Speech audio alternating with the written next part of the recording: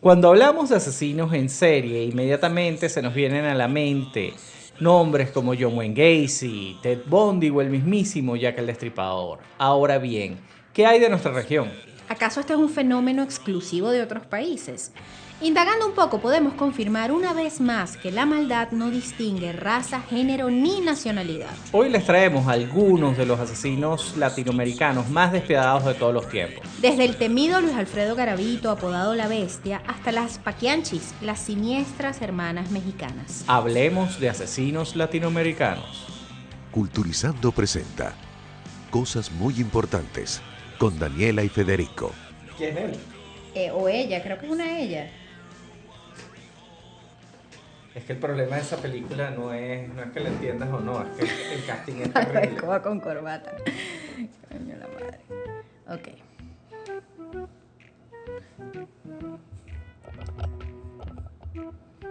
Bienvenidos a Cosas Muy Importantes. Muy importantes. Episodio 73. Ya, caray.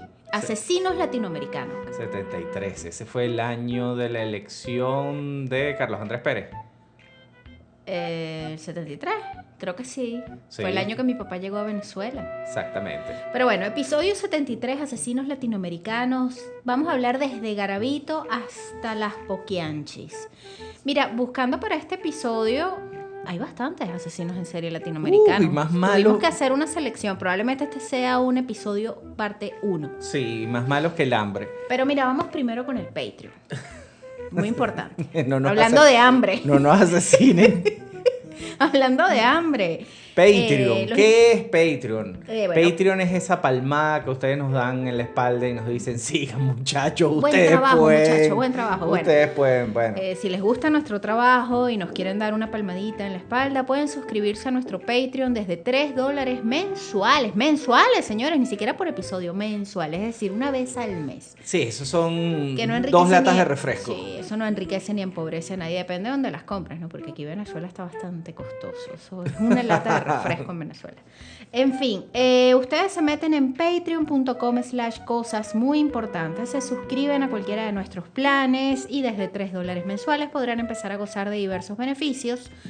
Tenemos que comentarles que hubo una actualización en Patreon y los contenidos que subimos la semana pasada tuvieron algunas dificultades para reproducirse, ya lo estamos resolviendo. Sí, vamos a resolverlo, o sea que cuando ustedes se metan en Patreon y vean que el capítulo aparece parte 1, 2 y 3. Es porque tuvimos que ponerlo así para que pudieran tener acceso anticipado a los episodios. Sí, bueno, nos vamos a poner las pilas con Patreon. Para que Hemos ustedes estado... para que ustedes puedan escuchar todos los contenidos extras que preparamos ahí, incluyendo el acceso anticipado a los episodios. Ahora sí, entramos en materia. Dale, pues. Ok, cuéntame. Mira, vamos a hablar de lo que es el perfil de un asesino. Existen muchos tipos de asesinos. Están los asesinos que básicamente en un momento de locura, en un arranque de ira, o sea, es una persona quitan que la vida a alguien. le quitan la vida a alguien. Pero en este caso tenemos que hablar de esos extraños asesinos seriales. Sí, eso que despierta tanto el morbo y la curiosidad y a lo que se ha dedicado también el cine y la televisión en horas y horas Estuve leyendo de contenido de True Crime. un libro bastante interesante que es un libro acerca de las ediciones tapa blanda de entre los 60 y los 70 de terror. Ujú. Y entonces hablan precisamente que esa fue como la época de oro de los libros de tapa blanda, Ok. que empezaron a vender mucho más, y habla precisamente de todas esas modas Ujú, y de cómo, por ejemplo, a principios de los 90, ujú. el asesino serial sustituyó por completo al monstruo, al vampiro, etcétera, etcétera.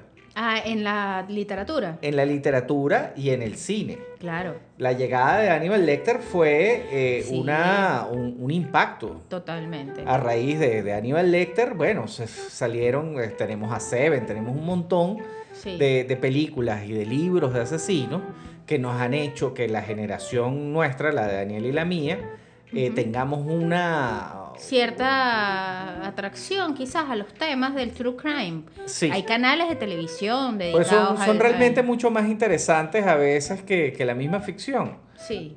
O Y muchos de la ficción están inspirados en asesinos reales. Exactamente. Pero quisimos adentrarnos en nuestro territorio porque si bien Latinoamérica es bastante particular y pintoresco, no está exento a estos horrores Ahora, que ocurren.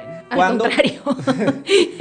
cuando hablamos de asesino en serie, un asesino en serie es alguien que le quita la vida por lo menos a 3 personas. Exacto, eso quería saber. ¿A cuántas personas tiene que matar a alguien para que sea considerado asesino en serie? Lo que pasa es que son varias los elementos, ¿no? Ok. Está el motivo, Ujú. está el asunto ritual de que el asesino los mate de la misma manera. Exacto, la O que las cantidad. víctimas sean similares. Claro. Que hay patrones. Hay patrones. Tiene que haber exactamente. patrones.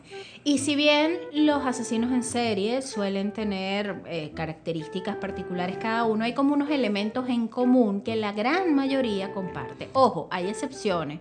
No todos necesariamente vienen de una familia disfuncional, por ejemplo. El caso de Jeffrey Dahmer. Ajá. Jeffrey Dahmer, su familia escribió precisamente un libro que hablaba de que, o sea, nosotros no somos los culpables de que ese Exacto. loco sea así. Siempre vimos que él era medio raro, pero no, Ahora, no yo era loco estuve por culpa de leyendo, nosotros. yo estuve leyendo un artículo bastante interesante acerca de Ted Bundy y las mentiras que se han dicho acerca de su supuesta niñez bella y preciosa. Sí, de hecho hay un documental muy bueno que vimos hace poco tiempo de una psiquiatra forense que es una de las pioneras en toda esta investigación de la mente criminal y que ella hizo todo un estudio sobre el origen de la violencia Y de la maldad. y de la maldad. Ella y quería- llega a una conclusión muy interesante. Ella llega a la conclusión de que sí hay una ruptura en la niñez o una familia disfuncional. Hay elementos que hacen la diferencia entre que unas personas sean capaces de cometer estas atrocidades y otras que no. Bueno, pero Ese documental está interesante, vamos a buscar el nombre para posteárselo. hay para que lo vean. características que están siempre Ajá. en el asesino serial. La falta de empatía, Sí. obviamente. O sea, si tú estás matando gente a diestra, a siniestra, sin ningún tipo de Sí. motivación, obviamente eres una persona que no tiene la más mínima empatía. Claro, o sea, si no te conmueve para nada, o sea, no estás viendo al otro como un par, como un ser humano como tú, bueno, ahí no hay empatía. Sí, es que es complicado porque tú tienes, por ejemplo, casos como el del brasileño, que mataba, que era como una especie Que de mataba Dexter del criminales. tercer mundo. Sí, que inspiró a Dexter, de hecho, a la serie de Dexter. Y tú dices, bueno, pero igual, es falta de empatía. No, es que además él era maluco. Exactamente. Mira, otra característica, suelen dar apariencia de normalidad, muchas veces parecen personas comunes y corrientes. Nosotros vimos el documental de John Wayne Gacy. Eso es aterrador. Y John Wayne Gacy es el vecino común y corriente que tú lo ves y lo saludas. ¡Epa! Aparte, ¡Juancho! ¿Cómo está todo? Y él te saluda. ¿Cómo está todo? Ahorita nos tomamos un café en la panadería. Claro, y un tipo activo en su comunidad, querido por todo el mundo, o con Activo en la aspiraciones. política. Sí, con aspiraciones en políticas, o sea, bueno, todo mal. Tenía amigos. Sí. Bueno, y ese, también. por cierto, vean ese documental de John Wayne Gacy que está en Netflix, en las cintas de John Wayne Gacy. Es horrible. Siempre persiguen víctimas que son más débiles que ellos. Claro, la vulnerabilidad, pues. Pueden ser muy manipuladores y muy seductores. De hecho, tienen una carga de narcisismo bastante elevado y eso va ligado a la manipulación. Ted Bundy era el rey de esto. Sí, son muy O manipuladores. sea, ellos, fíjate, muchos de ellos logran convencer a sus víctimas que los sigan. O sea, fíjate, nosotros ayer vimos un capítulo de Better Call Saul, que es nuestra serie favorita en Sí, este que momento. ya se nos va a terminar y no sé qué vamos a hacer con ese despecho que viene. Y comenzando, tú ves como él se gana una viejita simplemente pegando unos carteles de un perrito perdido. Claro. Ese tipo de cosas las hacen los asesinos. Sí, porque Los manipulan. asesinos seriales. Ahora bien, si no han visto Better Call Saul, no spoileamos nada porque no va por ahí la cosa. No se asusten. A ver, generalmente vienen de entornos disfuncionales. Era lo que comentábamos al principio del documental de esta psiquiatra forense que analiza que hay gente que dice que no, que eso no es excusa, que que mucha gente viene de entornos disfuncionales y no necesariamente se convierte en unos monstruos, pero hay un elemento en común en una persona que viene en un Sí, entorno hay disfuncional. personas que son más fuertes y personas que son menos De fuertes. hecho, la selección de asesinos latinoamericanos de la que vamos a hablar a continuación, este es un elemento en común. Exactamente. Toda esta gente de la que vamos a hablar ahora venían de un entorno disfuncional, en hogares que estaban desestructurados, con altos niveles de violencia, que además sabemos que esas características dentro de Latinoamérica lamentablemente son bastante comunes. Exactamente. Entonces, pues bueno, vamos a entrar de una vez. Tuvimos que hacer una selección con pinza, van a quedar algunos de los asesinos más impactantes que pudimos leer para extras muy importantes. Los primeros dos son bastante antiguos. Ujú. Y no podemos dar fe 100% de todo lo que está en los registros. Sobre Aunque todo, hay material de prensa en hay particular material. de este caso mexicano hay. Vamos a arrancar con las Poquianchis en México. Estas 4 hermanas, bueno, ellas llegaron a la palestra precisamente por un artículo que salió en una revista. Ujú, Así fue que el mundo se enteró de estas señoras. ujú. Ahora bien, la historia de estas mujeres inspiró A dos escritores, a un cineasta y una escritora, Jorge Ibargüengoitia, que escribió la novela Las Muertas. y a Felipe Casals, que escribió la película. La película está en YouTube, Ujú, está completa. Es una película de 1976. exactamente. Ellas eran 4 hermanas, dueñas de varios burdeles en Guanajuato. Este era el apodo, el Poquianchis, es el apodo con el que se conocen a las hermanas González Valenzuela. Sus apellidos eran González Valenzuela. Estas mujeres se hicieron famosas en 1964 tras ser acusadas de trata de personas principalmente y asesinato. Fíjate, justamente fue en este año que aparece este artículo Ujú. que las trae a la palestra. Claro, las hace Y todo, conocidas. sí, todo el mundo se entera de lo que hizo estas mujeres. Yo, por ejemplo, no me sabía esta historia. Debe ser algo muy regional. Sí, quizás sí. Es muy impactante porque estamos hablando de 4 hermanas Ujú. que se juntaron para hacer el mal. Sí. Se le calcula que asesinaron entre 90 y 150 personas, sobre todo mujeres que explotaban sexualmente, recién nacidos, que tenían muchas de estas muchachas. Inclusive y clientes. Exactamente. ¿Vas a pagarme la cuenta? No, ok. No, ok. Pasa Fulanito. para este cuarto, listo, muerto. Fíjense, las Poquianchis son consideradas las asesinas seriales con el mayor número de víctimas de la historia de México. Nosotros tenemos varios seguidores de México que nos encantaría que nos escribieran acerca de este caso, que conocen acerca de las Poquianchis, que saben que hay de cierto y que hay de ficción, porque cuando estas historias son tan llamativas suelen estar a veces decoradas un poco con la ficción. Sí, y habría que ver si comparas esto a un cartel de la droga, ¿no? También.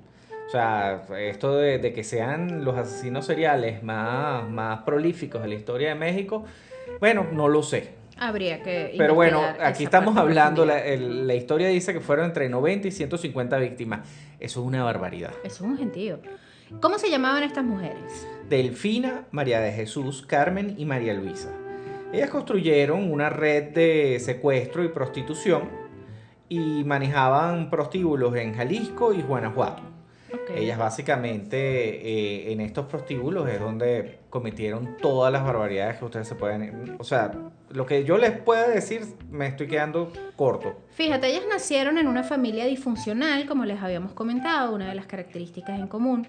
El papá era un policía, O sea, ellas alcohólico y maltratador. nacieron en Jalisco. O sea, fíjate, era un policía de la época de Porfirio... Díaz. Porfirio Díaz, exactamente. En aquella época las fuerzas policiales eran mucho más violentas y agresivas y no había ningún tipo de control. O sea, ahorita por lo menos existe una procuraduría, existen mecanismos en los cuales más o menos tú puedes tener un control de la policía, pero Aparte todo se sabe. sí, en aquel entonces básicamente tenían patente de corso. Este era un tipo que era alcohólico, golpeaba a la familia. Mientras que la esposa era una fanática religiosa de probablemente cuando el hombre llegaba y les daba una golpiza a toda la familia y ella se sentaba en una esquina a rezar. Entonces, o sea, si eso no Esos elementos los está agregando Capo, by the way. Hablando de ficción. Eso se lo imaginó él cuando leyó la historia de las Poquianchi. Pero bueno, el hecho es que eran leí la hijas historia y vi varios videos Sí, de sí, YouTube. y se imaginó al padre golpeando a las hermanas y la mamá llorando, rezando en una esquina, pidiéndole, ay Diosito, salva a mis hijas. Aquí. Eso se lo agregué Es yo. que hay muchos elementos de esta de Poquianchi que me suenan muy de novela mexicana, pero no lo sé. O sea, fíjate, uno tiene que ser consciente y decir, o sea, no lo sé. No, bueno, el hecho es que estas mujeres se criaron en este entorno sumamente disfuncional. Sí, fíjate, en un momento el papá mató a un señor y tuvo que cambiarse el nombre y mudó a toda la familia. Ujú. Estas muchachas empezaron a pasar trabajo, pasaron años trabajando en una textilera, en una cantidad de trabajo, pasaron más trabajo que el carrizo. Una de ellas, inclusive, el papá, en una rabia que agarró porque ella se había escapado con el novio, la metió presa. Qué horror. Y mientras estaba presa, el papá fue que mató al señor y se piró y la dejaron 14 meses en la cárcel. Qué Ahí es barbaridad. cuando conoce a un señor mayor que es el que la saca de la cárcel. Y que le enseña las maldades de esa vida nocturna. Sí, Y ahí es abren cuando un ella bar. abre el primer burdel en Jalisco en el año 54. Y se asocia con sus hermanas de alguna manera. No, de hecho, esa, la que te estoy contando, eso fue en 1938, esa es Carmen. Ah, esta fue la Carmen primera. conoce a este señor mayor y abren un bar. Y ese señor le enseña todo cómo se maneja Ese un bar mundo. y todo esto, pero al parecer el tipo era un desastre con las cuentas y todo esto. El bar quiebra y las hermanas se vuelven a juntar. Ah, y aquí es que en Y el aquí, 54... cuando se mueren los papás, les Claro. dejaron una herencia Y a ella las invierte cuatro. en esa herencia en lo que después pasó a ser conocido como el Burdel del Horror. Exactamente. Que fue en el 54, exactamente, en Jalisco. Y aquí, a pesar de que la prostitución estaba prohibida en el Estado, ella establece nexos con las autoridades corruptas para estar protegidas. Y así es como empiezan a prostituir a jóvenes que rondaban entre los 12 y 15 años, que ellas las atraían bajo la promesa de que les iban a dar trabajos honestos y bien pagados. La trata de blancas, esto es Totalmente. algo que continúa, por desgracia. Sí, de hecho, casualmente hoy leí que Venezuela está entre los índices más altos de trata de blancas en este momento, en el mundo. Es aterrador. No me extraña. Aquí hay mujeres muy bonitas Ujú. y que, por desgracia, buscan una salida rápida. Claro, porque la crisis ha sido no voy muy a hablar fuerte. jamás de una salida fácil, porque eso no es una salida fácil, pero buscan una salida rápida a su situación económica y se meten en unos problemones. No, y hay muchas que se están yendo engañadas, y jóvenes hombres también. Sí. Ahora bien, una vez en el burdel las mujeres pues eran violadas, eran golpeadas, sometidas psicológicamente. Una de las cosas que leí es que, por ejemplo, llegaban las muchachitas, que las traían poco de zagaletones que trabajaban para esta señora. Estas 4 mujeres. Entonces llegaban las muchachitas, ellos las agarraban, las desnudaban, ellas veían, oye, esta pesa tanto, esta se ve que está como medio moribunda, llévatela de aquí. Y a las que estaban más bonitas, lo primero que hacían era que las violaban, Qué horrible. así como para romperles, Claro, quebrarlas. quebrarlas completamente. Después las tiraban en la parte de atrás, les daban ropa y las comenzaban a prostituir. Estas pobres muchachas de comida les daban 4 tortillas secas y un plato de frijoles al día. Muchas de ellas estaban en el hueso. Claro. O sea, estaban mal alimentadas, etcétera, etcétera. Y obviamente cada vez que se moría o alguna estaba O se medio enferma, enfermaba, la la mataban y la tiraban al Qué saco. horrible, qué horrible. Y obviamente si alguna quedaba embarazada dentro de todas estas vejaciones, pues las obligaban a abortar. Si llegaban a nacer algunos bebés, los mataban. O sea, esto fue dantesco. Otra cosa importante. Ellas tenían contacto con ex policías y policías que trabajaban para ellas y hacían este tipo de trabajo sucio para ellas. Ey, ojo, estamos hablando de 4 señoras vestidas de negro. Parecían 4 viudas. Sí, que fíjate que una de las cosas que la prensa empezó a regar una vez que a ellas las atrapan es que ellas hacían brujería, porque parecían unas brujas. Sí, pero Eran 4 señoras feas, vestidas de negro, Ni mala. dueñas de burdeles y todo esto. Pero bueno, esto duró por años. Pero una de las cosas que ellas hacían es que cuando las muchachas pasaban los 25 años, las asesinaban porque ya no les servían. Y tú sabes cómo las asesinaban, las mandaban, tenían como una especie de rancho al que mandaban a las mujeres viejas, Viejas, entre comillas. entre sí. comillas, y las, Yo sería una abuelita allí. podría ser una lapoquianchi, si acaso. Ay, qué feo, ¿no? Pero las mataban a palo. Ujú. De hecho, las Qué historias horrible. son tan grotescas Ujú. que se dice que estas mujeres llegaron a vender la carne de estas cuando se ponían viejas, las Ay, mataban, qué feo. las fileteaban y las vendían a 3 pesos el kilo de carne. Pero esto es aterrador. Es lo que te estoy diciendo. Siento que todo fue muy exagerado por la prensa Wow. amarillista de México. No sé. Sin habría que embargo, confirmar debe eso. haber Su cuota de verdad. su cuota de verdad. Las 4 mujeres estas sí existieron. ¿Cómo las descubrieron? Fíjate, una de las víctimas logra escapar y denuncia a las hermanas. Esto finalmente pues llega a algunas autoridades que no eran las Sí. más corrompidas. La Y mujer, van para el sitio. esta muchachita se escapó por un hueco Ujú. que había en la casa y logró salir corriendo y consiguió unos familiares. Junto con los familiares fueron a la policía y ellos llegaron y les cayeron encima, y cuando empezaron a hacer todas las investigaciones dentro del burdel de estas señoras, se encontraron con la casa del horror. O sea, en la parte de atrás tenían montones de muchachitas Ujú. en el peor estado físico de todos. Ujú. Por cierto, estas muchachitas, el modus operandi para ellas dejarlas atrapadas es el mismo que se utilizó después de la esclavitud aquí en Venezuela. Es decir, tú vas a trabajar aquí, yo te voy a alimentar, Ujú. pero les cobraban toda la manutención y todo eso, unos precios exagerados Se lo que ellas descontaban. nunca iban a Llegaron a poder ver, claro. pagar. Entonces era como una especie de esclavitud Ujú. moderna. Ujú. Ahora, cuando llega la policía y empiezan a descubrir todo esto, se quedaron horrorizados, porque dicen que cuando empezaron a cavar en el patio, eran huesos y huesos y huesos y huesos. Qué feo. Es una cosa espantosa. Fueron condenadas a la pena máxima de 40 años de cárcel. Una sola de ellas realmente fue la que logró morir en libertad. Las otras murieron estando presas. Sí, la última murió en 1990, la menor de ellas. La menor de ellas. Una de ellas se murió de cáncer, 2 murieron en la cárcel. Una cosa terrible, me encantaría que alguien de México Ujú. Nos cuente nos más. cuente un poco más, que le han Y si saben si hay alguna serie reciente de este estilo True Crime que podamos ver al respecto de las poquianchis. yo te O si voy a- alguien está buscando ideas, hagan una. No.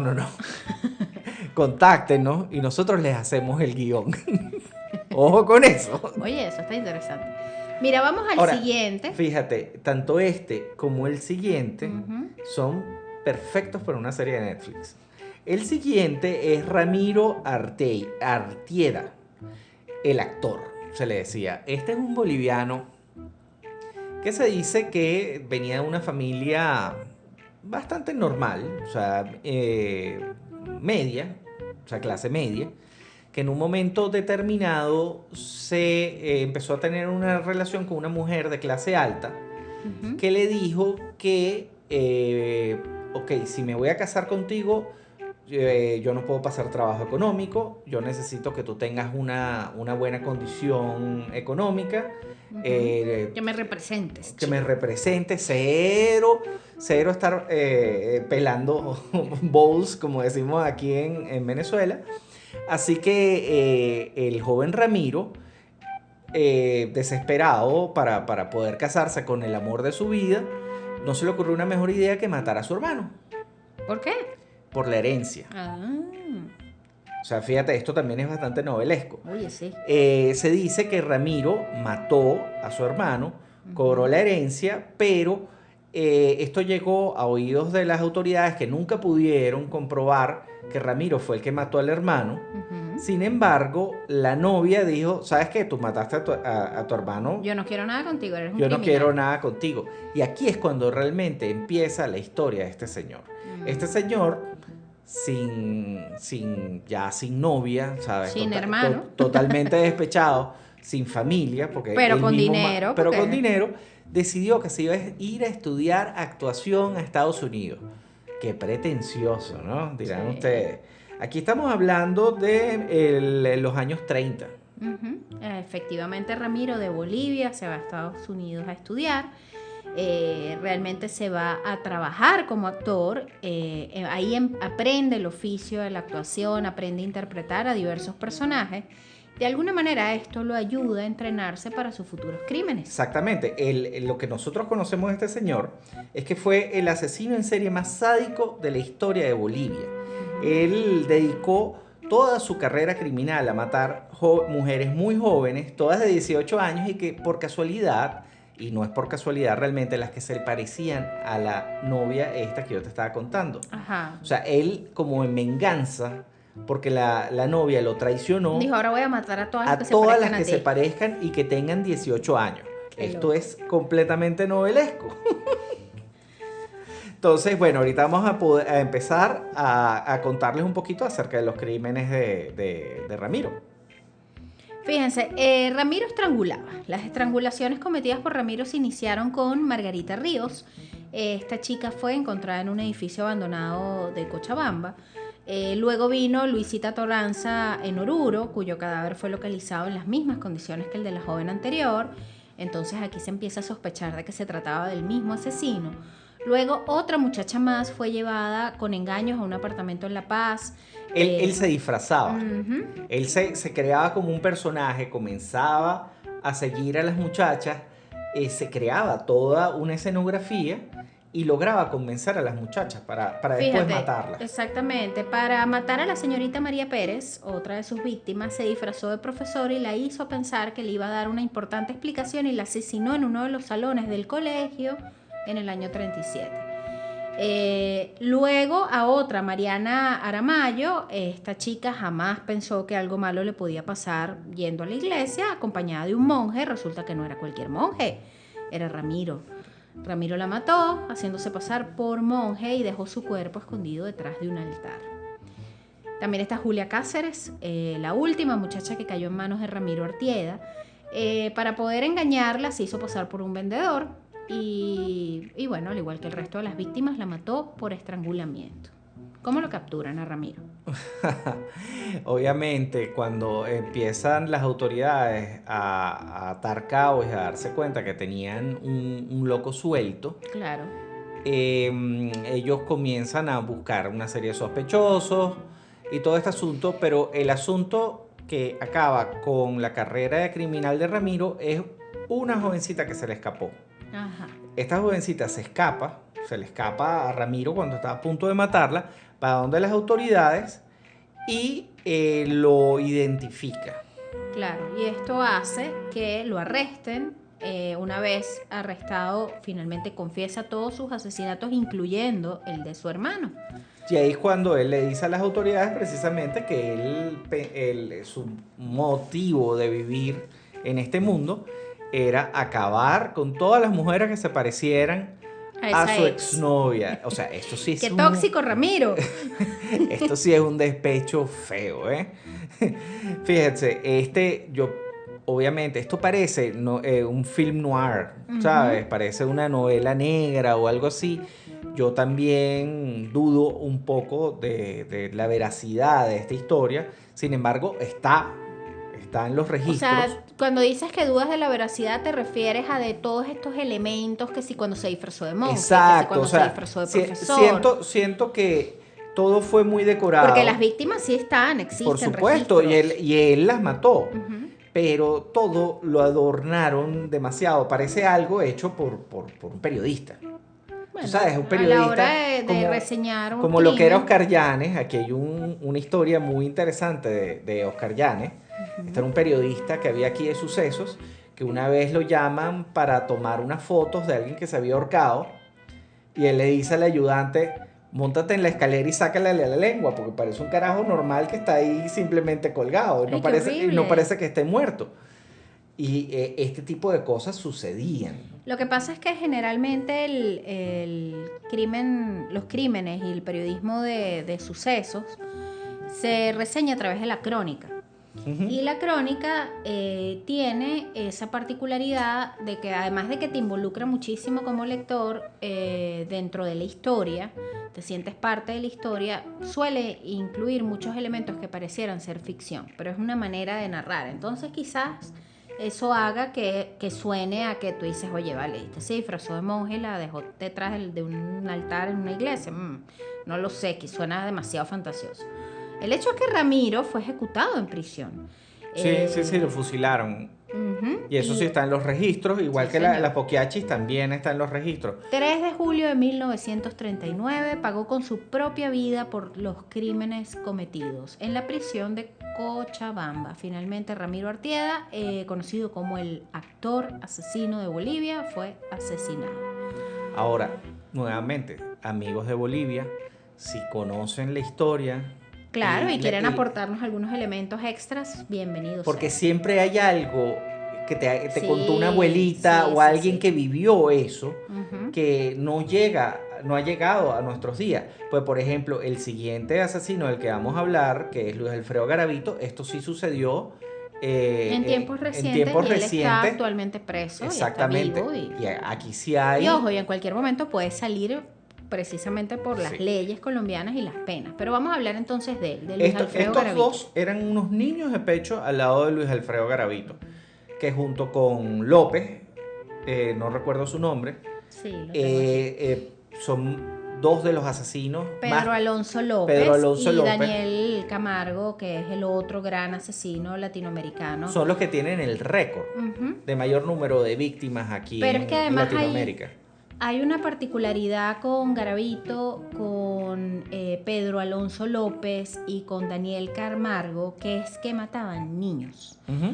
En el caso de Garavito mataba varones, en el caso de Pedro Alonso López mataba niñas. Sí, solo 10 años los separó ellos dos. Igualmente Daniel Camargo mataba niñas también en la década de los 80. O sea, en orden cronológico tenemos primero a Pedro Alonso López, que lo detienen en el año 80. Luego tenemos a Daniel Camargo Barbosa, que mató principalmente en Ecuador, pero se movió más o menos en la misma área geográfica de Los López. Andes. Y comienza a asesinar en el año 84, ahí es cuando comienza esa ola de terror, también mataba niñas y jóvenes femeninas. Y luego tenemos a Luis Alfredo Garavito, conocido como La Bestia, Que es del que les vamos a hablar que hoy. es el que mata varoncitos entre el año 92 y 99. Se dice que Garavito mató a 140 niños y adolescentes. Él Para que declaró haber matado a 140 niños y haber violado a más de 200. Un monstruo. Este es un monstruo. Un monstruo, no puede salir libre, así de sencillo.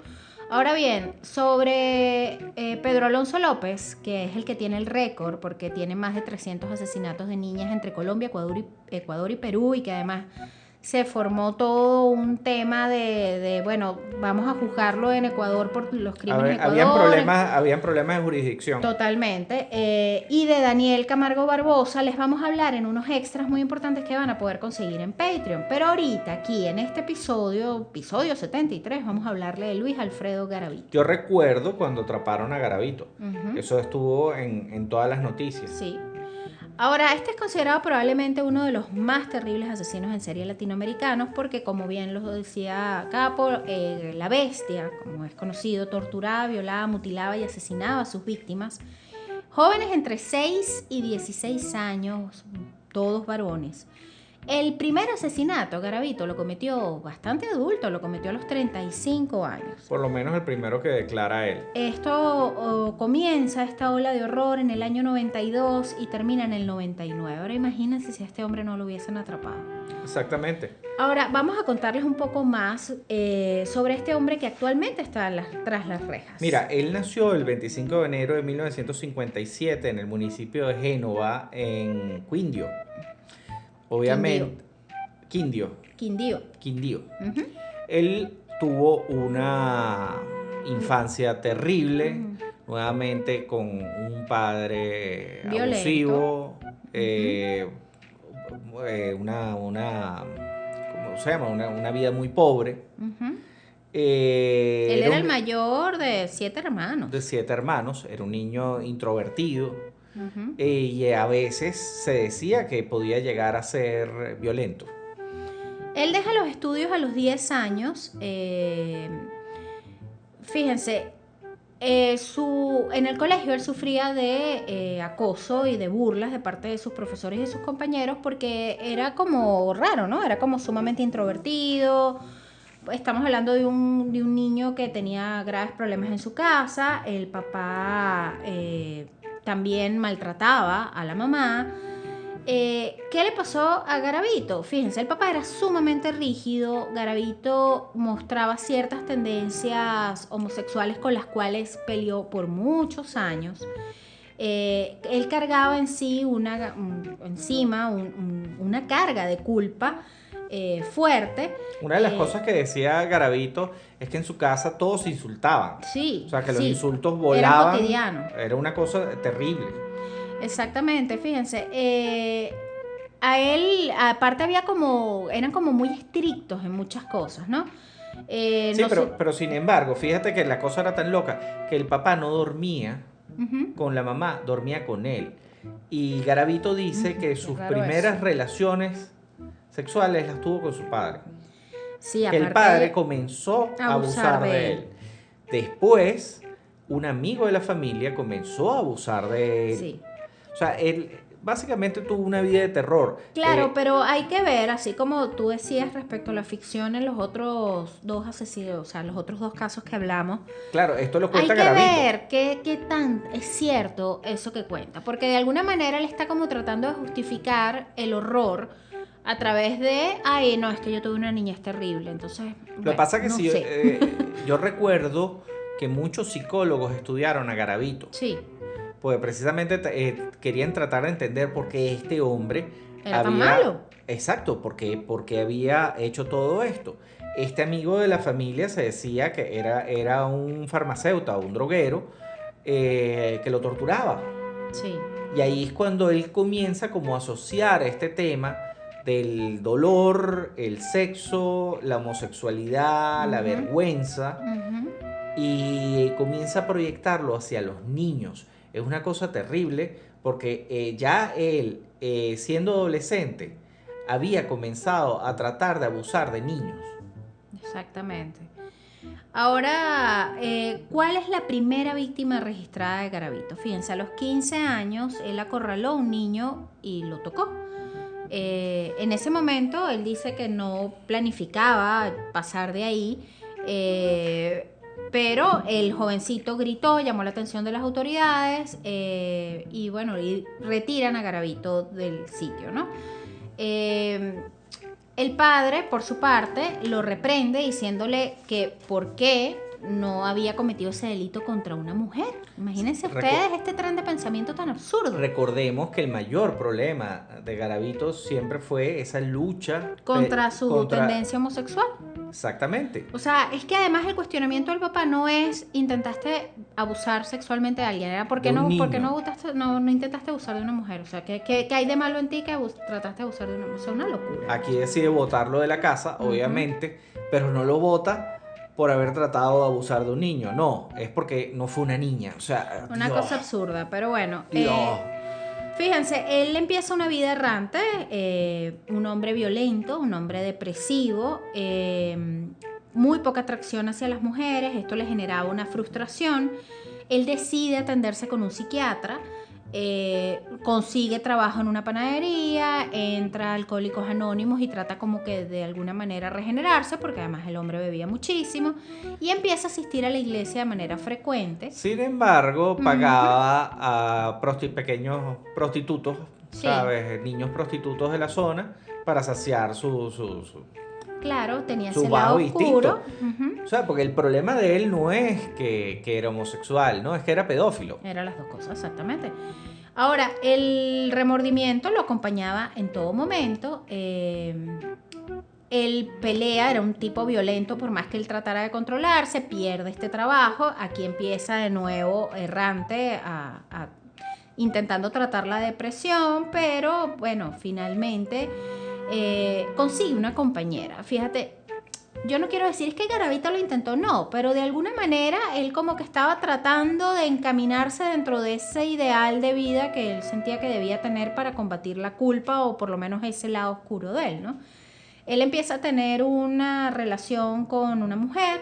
Sí, pero esto lo que le permitía era mantener una fachada. Exactamente. Mientras él seguía contratando el Ajá. servicio de niños prostitutos. Exactamente. ¿Cuál Era es una el, fachada. cuál es el problema de este señor? Que tener sexo ya no lo llenaba, sino que lo empezó a excitar era maltratar a los niños. Sí, de hecho, O sea, empieza a írsele la mano. Exacto. Eso lo vimos en el documental de Gacy. Ajá. O sea, pues es un tema que ya es el control sobre la víctima. Exacto. O sea, y no se van es- volviendo cada vez más crueles y más violentos. Y es asociar el placer sexual es con la el tortura del dolor. otro. Exactamente. Asimismo hizo este hombre terrible con los niños, utilizando cuchillas, velas, encendedores, o sea, cualquier cantidad de maltratos que ustedes se puedan imaginar los hizo este hombre. En octubre del 92 comete su primer asesinato. Y a partir de aquí, ¿sabes? Se dispara. Sí, se le desatan todos los demonios a Garavito, cada vez se volvió más sanguinario.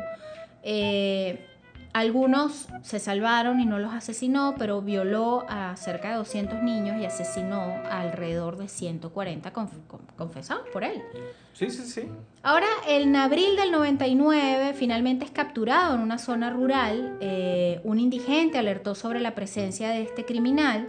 Ahí lo vieron, o sea, vieron a un niñito que estaba pegando gritos. El indigente se acercó. Se logró escapar el niñito, el indigente se llevó al niño a las autoridades y ahí es cuando atrapan a este tipo, atrapan a Garavito. Mientras está en la cárcel, ellos se dan cuenta de que este tipo no había hecho esto una sola vez, sino que él como que entraba en las descripciones de un hombre que estaban buscando por sopotoscientos homicidios. Estamos en Latinoamérica, siempre es posible de que le hayan echado la culpa a Garavito, lo dudo. No, yo Lo también dudo realmente, porque Este es un depredador. si hay algo que yo les debo decir, o sea, nosotros hablamos mucho de Latinoamérica y nos menospreciamos, pero los policías aquí los agarran. Sí. O sea, a los criminales los agarran. Que no los metan presos, eso es otra parte del sistema. Exacto, que el sistema judicial es cuestionable, que las penas quizás no correspondan al delito, eso es otro tema. Pero la el policía los agarra. Sí, señor, la policía, aquí de pronto la preventiva, la policía preventiva Falla. falla, pero la de investigación suele ser buena. Sí, sí, sí, sí. El hecho es que este hombre finalmente lo detienen. Este caso, pues obviamente llega a tener una relevancia internacional grande. Yo también recuerdo cuando detienen a Garavito. En el año Sobre 2001, todo por lo poca cosa que se veía. Sí, Es un tipo un tipo bastante súper poca cosa. pusilánime que tú ni te imaginas, pero asqueroso y bueno.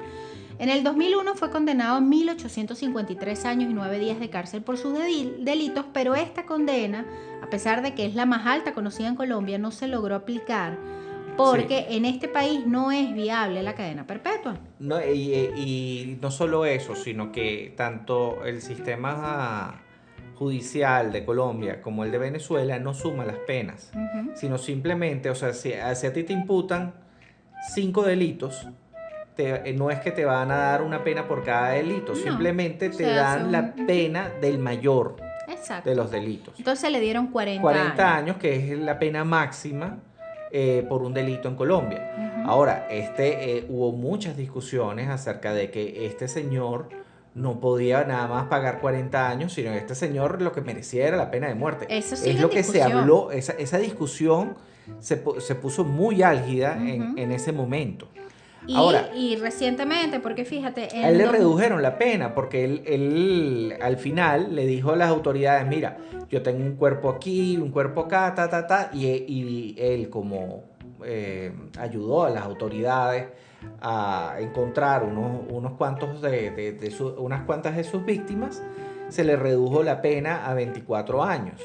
Estos 24 años terminan en el año 2025. O sea, ustedes imagínense soltar a Garavito. Bueno, López está Garavito suelto. todavía está joven. López se presume que lo mataron, porque más Sí. nunca se supo de él desde el año 98. Eso lo vamos a contar en el extra muy importante cuando hablemos de la otra versión que tenemos de Garavito, pero que mataba niñas y que es aterrador y dantesco igual, Pedro Alonso López. Él De es el él se monstruo de per- los Andes, ¿no? Ajá. Este señor quedó en libertad en el año finales de los 90 y se le perdió la pista. Se presume que lo mataron. Ahora, porque no fíjense, se supo más de él. Nosotros pero aquí en Venezuela tenemos a Dorancel Vargas. que no lo han podido que- liberar. y Porque dicen- alegan una enfermedad mental que evidentemente la O hay. sea, nadie quiere liberarlo porque el mismo Dorancel dijo, si ustedes me sueltan, yo me los me como. como. Le tienen- Dorancel es el comegente. El quienes no comegente. sepan. Él Ese está- es el caníbal venezolano. Uno de los caníbales no lo- venezolanos. está en uno de nuestros... Hablamos de él cuando hablamos de Entre Caníbales. Sí.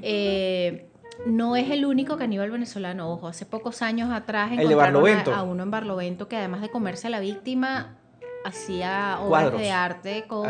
Pintaba con la sangre de las Ay, víctimas. qué cosa tan... ¿Y tú le viste la cara de loco a ese tipo? Uy, ese sí Esa tenía foto- cara de loco. Coño, sí. Esa foto está por ahí.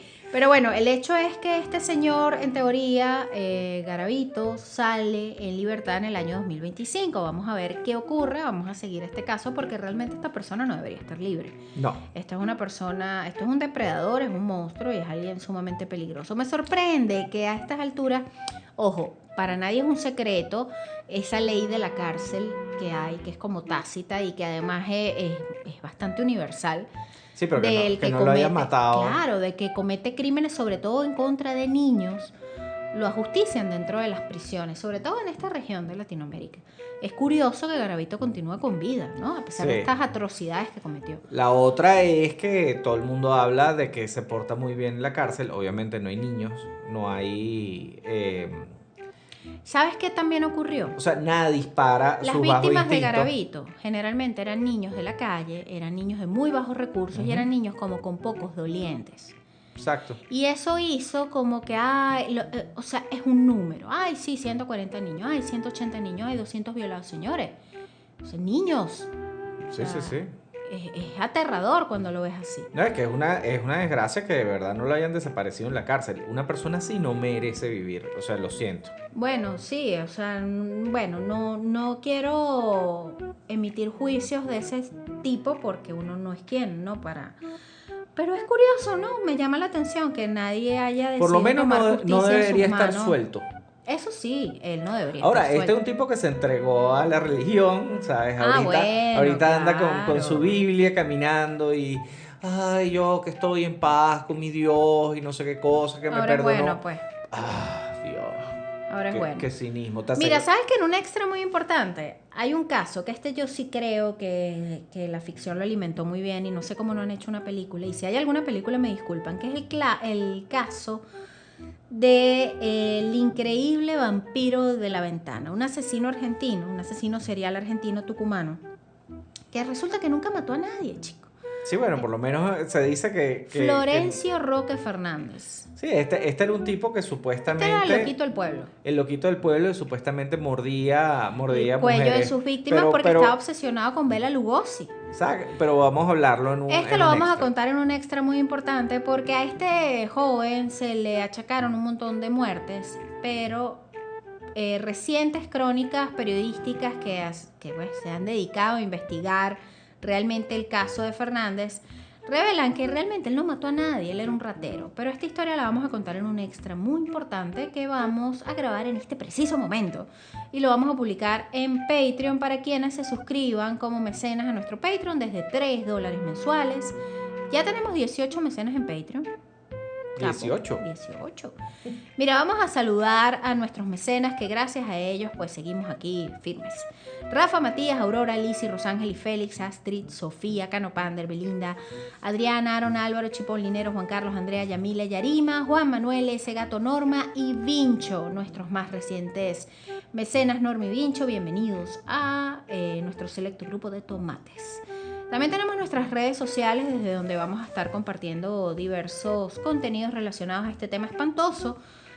Son en Instagram @cosas muy importantes. Tenemos Twitter. Podcast CMI, En Twitter, sí. Página web también, Capo. que es cosasmuyimportantes.com. Ahí van a no solo escuchar los episodios que los pueden reproducir directamente en nuestra página, sino que además van a poder leer a profundidad los contenidos que aquí narramos. Hay muchos detalles, sobre todo en el caso de Garavito, que son bastante dantescos. Y si ustedes pues les gustan estos temas y quieren conocer a detalle las cosas que hacía, bueno, lean la nota que van a encontrar ahí en cosasmuyimportantes.com. Nuevamente los invitamos a suscribirse a nuestro Patreon para recibir contenido extra adicional a este episodio y aparte las cosas que solemos publicar por allá, acceso anticipado al episodio, la canción muy importante, Todo. todo. Mis fotos en bikini. Las fotos en bikini de Federico. Por favor, no. No hagan eso. Bueno, acá repito, hay personas a las que le gustan estos temas O sea, en mi sórdidos. estado físico en este momento sería... Nadie puede salir en bikini en esta sala. Imaginen Yo menos. un pequeño crudo No. con un bikini puesto Quizás y la gente pelo. que nos escucha no sabe que es un pequeño crudo. Mejor para ellos. Pero tú no, espérate, yo di a luz hace 5 meses. No podemos hablar de eso. Eso sí es un tema terrible. Vamos a tener que poner contenido explícito en este episodio. Vamos a agradecer a David González, nuestro community manager en Twitter, que nos apoya semana a semana, publicando parte de estos contenidos en @podcastcmi. Pero Y bueno, sobre ya- todo agradecerles a ustedes por escucharnos. Porque... Y por los comentarios que recibimos constantemente. Mire, y queremos en- muchos comentarios de porque yo estoy seguro que más de uno debe tener una abuelita, una tía o algo que le... Sí, más uno de tener un asesino en serie en su familia. No, chico. Bueno, el que tiene gatos tiene un asesino en serie. Mira, quiero aprovechar de mandarle un saludo a Luisa Fernanda González, quien me confesó que ella vive en Canadá y que escucha los episodios muchas veces seguidas y que además le parece que son buenos para dormir. Luisa, no te O duermas sea, después de escuchar la sinceridad a veces. No, duele. Luisa, es que no. Bueno, no, yo sé ya que no es que lo duermo, porque ella me dijo, me gusta tu Bueno, voz. yo me quedo dormido con Seinfeld. Claro, Pero es porque he visto los capítulos 150 millones de por veces y ellos me eso. arrullan. Ella lo que quiere decir es que la relajamos, pero yo espero que no se duerma inmediatamente después de escuchar este episodio. Ay, sí, las pesadillas van a ser, Porque mira, una no. belleza. Escúchate otro intermedio, Luisa, para que puedas acostarte a dormir relajada. De intermedio de nosotros. El 90% son horribles. Bueno, debe haber algo ahí medio like que no sé, que catalice un poco este asunto. Pero bueno, gracias a todos los que nos escriben semana a semana con sus requerimientos, sus comentarios, sugerencias. Oye, y... dice requerimiento y siento que estoy en el trabajo. Sí, eso suena demasiado burocrático. Pásame la planilla y me dices de qué quieres tu próximo episodio. Y yo te digo si lo podemos hacer o no. Voy a hacerles unas planillas Vamos a bien hacer burocráticas. Vamos a hacer unas planillas, las vamos a publicar en Patreon y ahí ustedes llenan. No, y pero dicen tienes de que qué imprimirla, sacarle Ponerle 3 las copias huellas, las y huellas. mandarlas por correo Por certificado. Fax. mandarlas por fax. Gracias por escucharnos y nos encontramos en otro episodio de Cosas Muy Importantes. Muy importantes. Soy Daniela Federico. y bueno, hasta la próxima. Chao. Culturizando presentó Cosas muy importantes con Daniela y Federico.